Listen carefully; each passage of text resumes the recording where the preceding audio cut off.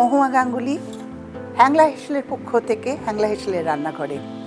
পুজো শুরু হয়ে গেছে। আজকে অষ্টমীর দিন আমি আপনাদের অষ্টমীর একটা রান্না করে খাওয়াবো। প্রত্যেক মানুষ এই কটা দিন সব কিছু ভুলে মিষ্টির প্রতি একটা বড্ড ঝোঁক এসে যায়। আজকে আপনাদের আমি একটা রান্না শেখাবো, সেটা রসগোল্লা দিয়েই আপনারা বানাবেন। রসগোল্লার কোরমা।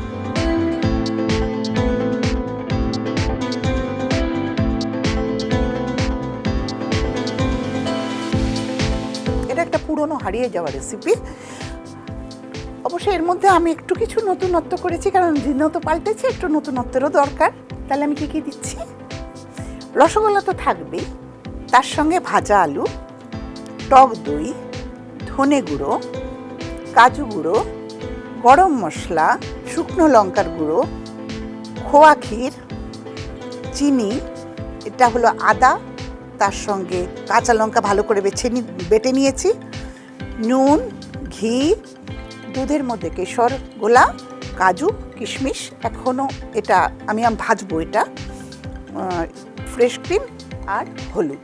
এবার আমি যেটা করব সেটা হলো এটা থেকে আমি একটা একটা করে নিলাম। আমি এবার যেটা বলছি সেটা হলো যতবার আপনি জলের মধ্যে ধুয়ে নেবেন সেটা ডিপেন্ড করছে রসটা কতটা ঘন। এই রসগোল্লা যদি বাড়িতে তৈরি করেন তাহলে, অথবা সুগার ফ্রি নেন, আমি যেমন সুগার ফ্রিটাই নিয়েছি, সুগার ফ্রি যদি আপনি নেন তাহলে কিন্তু বেশিবার করে আপনাদের এই জলের মধ্যে দিতে হবে না।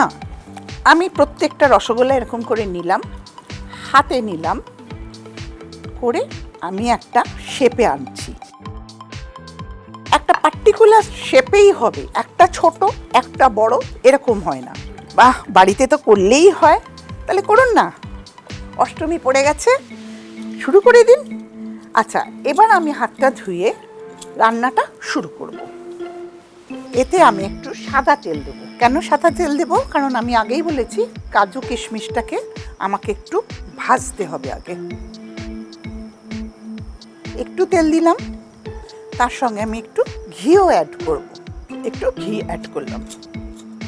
ঘি বা তেল গরম হয়ে গেছে, দিয়ে দিলাম। এটাকে ভালো করে আমি একটুখানি ভেজে নিই। ভাজলে যেটা হবে সেটা হলো এই তেলের মধ্যে এর একটা ফ্লেভারও থেকে যাবে। প্লেটে করে আমি এই কাজু আর কিশমিশটাকে তুলে রাখছি। আমাকে একটুখানি দই দিতে হবে।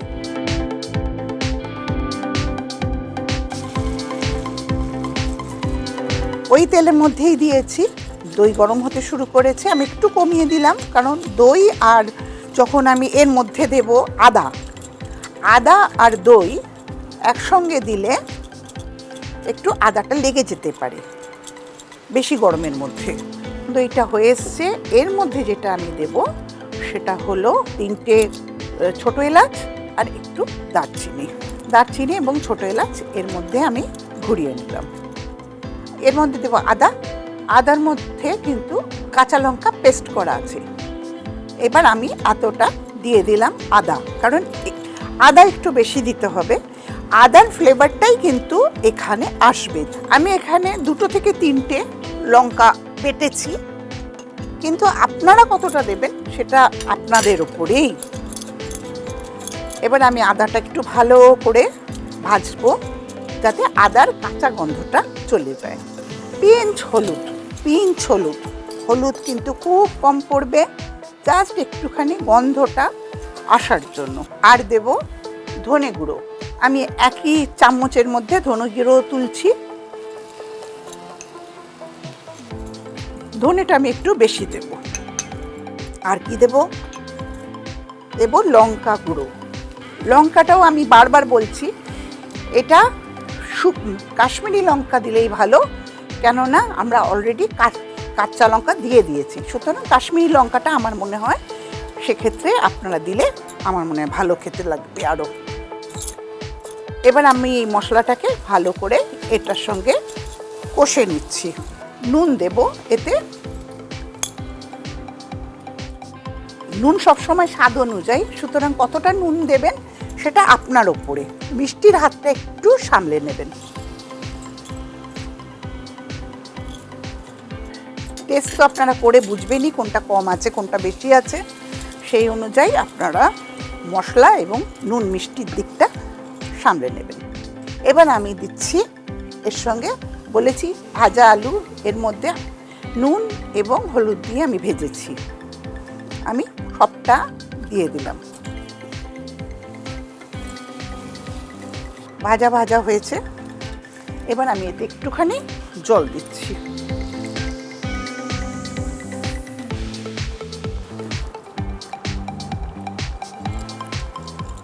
দেখুন কি সুন্দর একটা রং এলো, খুব সুন্দর একটা রং এসছে। কিন্তু আমি এখনো রসগোল্লাগুলোকে রসগোল্লার জায়গাতেই রেখেছি, এর মধ্যে দিইনি কাজু বাদাম গুঁড়ো। তো আমি এই কাজু বাদাম গুঁড়োটা এখন দেব।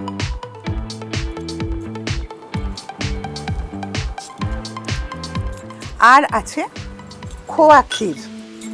যেহেতু কাজু বাদাম গুঁড়ো আর খোয়া ক্ষীর একই রকম দেখতে, কখনো কখনো আমিও গুলিয়ে ফেলি কোনটা কাজু বাদাম আর কোনটা খোয়া ক্ষীর। এটা কিন্তু খোয়া ক্ষীর, ওটা ছিল কাজু বাদাম।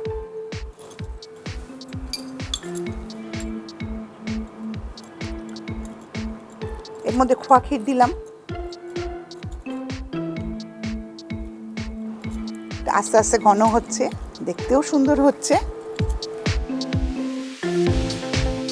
একটুখানি ঘন হয়ে এসছে বেশি, তাই আমি একটুখানি আরো জল দেব। এবার আমি রসগোল্লাগুলোকে এর মধ্যে ছেড়ে দিচ্ছি। খুব নাড়াচাড়া করবেন না রসগোল্লাকে, তাহলে ভেঙে যাওয়ার সম্ভাবনা থাকে।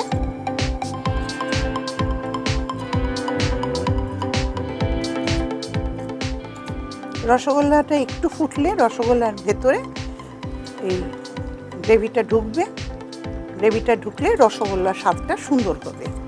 আমি কিন্তু পুরোটা গ্রেভি করব না, একটু একটু জল জলে রাখবো, এই কারণ এটা যখন শুকিয়ে যাবে তখন রসগোল্লা অনেকটা গ্রেভি চুষে নেবে বলা যেটা বলে। এবার আমি যেটা করব সেটা হলো, এখানে আছে দুধ, দুধের মধ্যে কেশর। এবার এটা একটু ফুটবে,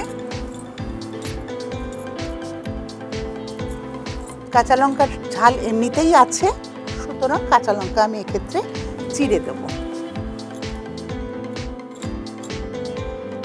একটা সামান্য রসগোল্লা দিয়ে আমরা ভাবি এই রসগোল্লা রান্না, কিন্তু হয়, আর এত সুন্দর একটা রান্না হয়।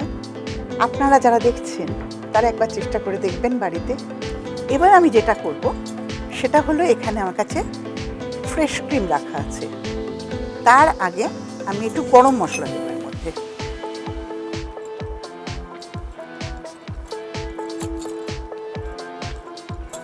গরম মশলা,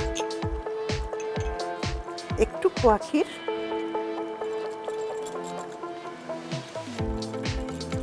ঘি আছে আমার কাছে, ঘি দিয়ে দিলাম। ঘি দিয়ে আপনারা বেশিক্ষণ ফোটাবেন না, তাহলে ঘি আর গরম মশলার গন্ধ চলে যায়। ফ্রেশ ক্রিম, আমি এটা ফ্রেশ ক্রিমটা এর উপরে দিয়ে দিচ্ছি।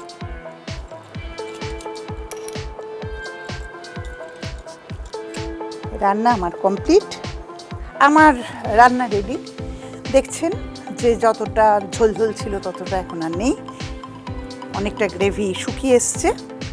আমরা এবার এটাকে গার্নিশ করে সার্ভ করব। একটা রসগোল্লা রাখলাম, আরেকটাও রসগোল্লা এর উপরে রাখলাম, আলু রাখলাম, আমাদের এখানে কাজু আর কিশমিশ ভাজা আছে, তাকে একটুখানি সাজিয়ে গুছিয়ে দিই। খাওয়া, সুতরাং তাও আবার অষ্টমীর খাওয়া, রসগোল্লার কোরমা আমরা দেব ফুলকো ফুলকো লুচির সঙ্গে। লুচি আর কোরমা দুই জুটি, এইভাবে পরিবেশন করবেন। বিগত কয়েকটা দিন আমরা হয়তো অনেক অসুবিধার মধ্যে দিয়ে গেছি, মা এসছেন, সন্তানদের ভালো চান, আশা করব সামনের দিনগুলো আরও সুন্দর, আরও সুষ্ঠুভাবে আমরা আমাদের জীবনযাপন করতে পারবো। নমস্কার।